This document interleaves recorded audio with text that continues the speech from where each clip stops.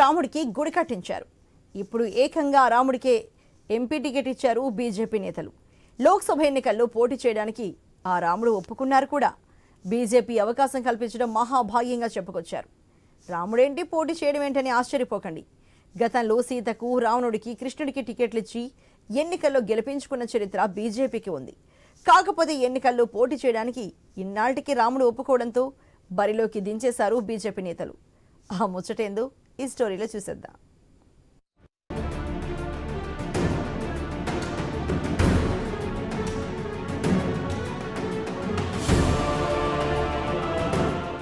ఈ ఏడాది జనవరి 22న దేశం ఏ స్థాయిలో రాముడి సేవలో తరించిందో చూశాం. అయోధ్యలో బాలకరామ్ విగ్రహావిష్కరణలో తన్మయత్వం చెందారు కోట్లాది మంది హిందువులు. ఆనాటి నుంచి నేటి వరకు రోజు లక్షల సంఖ్యలో బాలకరామ్ను దర్శించుకుంటున్నారు జనం. ఆ రాముడి ఎఫెక్ట్ దేశంపై ఇంకా కొనసాగుతున్న తరుణంలోనే లోక్సభ ఎన్నికలు వచ్చాయి. అయోధ్య అంశం ఈ ఎన్నికల్లో ఓట్ల వర్షం కురిపిస్తుందన్నది బీజేపీ విశ్వాసం.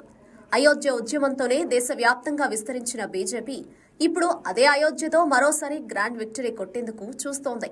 మరి ఈ శక్తి సరిపోదని అనుకుందో ఏమో, ఏకంగా రాముడికి లోక్సభ టికెట్ ఇచ్చి బరిలో నిలిపింది. మీరు వింటుంది, మేం చెబుతోంది అక్షర సత్యమే.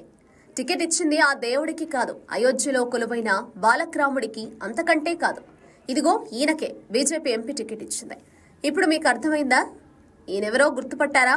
పేరు అరుణ్ గోవిల్. ఈయనకి రాముడికి సంబంధం ఏంటా అని ఆలోచిస్తున్నారా? అక్కడికే వెళదాం. 1980 దశకంలో దేశవ్యాప్తంగా టీవీలలో ప్రసారమైన రామాయణం సీరియల్లో రాముడి పాత్రధారే ఈ అరుణ్ గోవిల్. రాముడిగా అరుణ్ గోవిల్ నటనకు ఆనాడు కోట్లాది మంది ఫిదా అయ్యారు. భక్తితో తన్మయత్వం చెందారు. ఎంతలా అంటే ఇప్పటికీ అరుణ్ గోవిల్ కనిపిస్తే ఆ రాముడే తమకు ఎదురుపడినట్టు భావించి ఆయనకు పాదాభివందనం చేస్తుంటారు. కొత్తలో అరుణ్ గోవిల్ ఇలాంటి సన్నివేశాలకు ఇబ్బంది పడినా తర్వాత అలవాటు పడిపోయారు. వినమ్రంగా ప్రతి నమస్కారం చేసి వెళ్లిపోతున్నారు. అంతెందుకు, అయోధ్యలో ఆలయ ప్రారంభోత్సవ వేడుకల్లో అరుణ్ గోవిల్ వస్తే ఆ రాముడే వచ్చినంత సంబరం చేశారు స్థానికులు. అయోధ్య వీధుల్లో అరుణ్ గోవిల్ నడుస్తున్నంతసేపు ఆ రాముడే ఇక్కడి నేలపై నడియాడినంత ఫీలింగ్ లోకి వెళ్లిపోయారు. సినిమా నటులను ఈ విధంగా ఆరాధించడం కొత్త కాదు.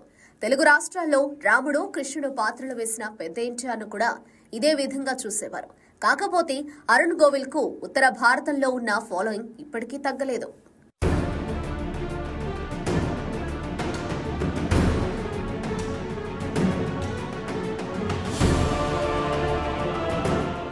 సీన్ కట్ చేస్తే ఇప్పుడు ఇదే బుల్లితెర రాముడు బీజేపీ అభ్యర్థిగా లోక్సభకు పోటీ చేస్తున్నారు. తన స్వస్థలమైన ఉత్తరప్రదేశ్ లోని మీరట్ నుంచి బరిలో నిలుచున్నారు. బీజేపీ విడుదల చేసిన తాజా జాబితాలో అరుణ్ గోవిల్ పేరు చూడగానే అంతా ఆశ్చర్యపోయారు. ఈ నటరాముడు మాత్రం బీజేపీ తనకు ఇచ్చిన అవకాశంపై ఒబ్బి తబ్బిబ్బవుతున్నారు.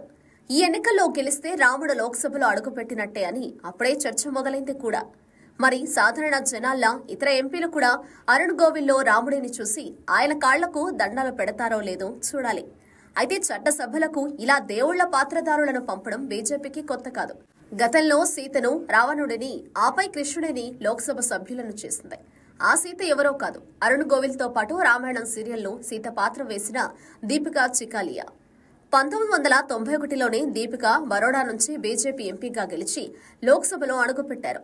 ఇదే రామాయణం సీరియల్లో రావణుడి పాత్ర పోషించిన అరవింద్ త్రివేది సైతం గుజరాత్లోని సంబర్కాంతా నుంచి ఎంపీగా గెలిచారు. ఆనాడు ఒకే సభలో సీతను, రావణుడిని చూసే భాగ్యం జనాలకే కాదు, నాటి ఎంపీలకు కూడా దక్కింది. అరవింద్ త్రివేది కాలం చేయగా సీత పాత్రధారి దీపికా చికాలియా రాజకీయాలకు దూరంగా ఉంటున్నారు. అరుణ్ గోవిల్ తరహాలోనే దీపిక ఉత్తర భారతంలో ఎక్కడికి వెళ్లినా ఆమెలోనే సీతను చూస్తారు జనాలు. భక్తితో ఆరాధించే పరిస్థితి ఉంది.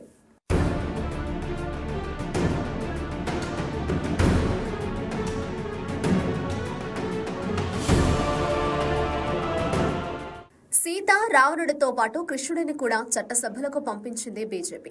అప్పట్లో టీవీలో వచ్చిన మహాభారత్ సీరియల్లో కృష్ణుడు పాత్ర పోషించిన నితీష్ భరద్వాజ్ను ఎంపీని చేసిన ఘనత కమలనాథులకే చెల్లుతుంది.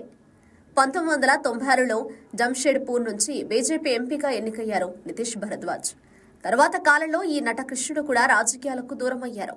ఇలా ప్రముఖ పాత్రధారులంతా లోక్సభ సభ్యులైపోయారు. వారిలా రాముడు ఎంపీ కాకపోతే ఇబ్బంది అనుకున్నారో లేక అయోధ్యలో ఆలయం ప్రారంభించిన సమయంలో టైమింగ్ కలిసి వస్తుందని భావించారో కానీ అరుణ్ గోవిల్ ను తెరపైకి తీసుకొచ్చారు కమలనాథులు. మొత్తానికి దేవుళ్లను, దేవుడి పాత్రధారులను భక్తితో ఓట్ల వర్షం కురిపించేలా చేయడం బీజేపీకి తెలిసినంతగా మిగతా పార్టీలకు తెలియకపోవచ్చు. ఏదేమైనా బీజేపీకి రాముడికి ఉన్న అనుబంధాన్ని మరోసారి లౌక్యంగానే ఎన్నికల తెరపైకి తెచ్చింది మోదీ అండ్ కో. మరి ఈ బుల్లితెర రాముడిని మీరట్ ఓటర్లు లోక్సభకు పంపుతారో లేదో చూడాలి.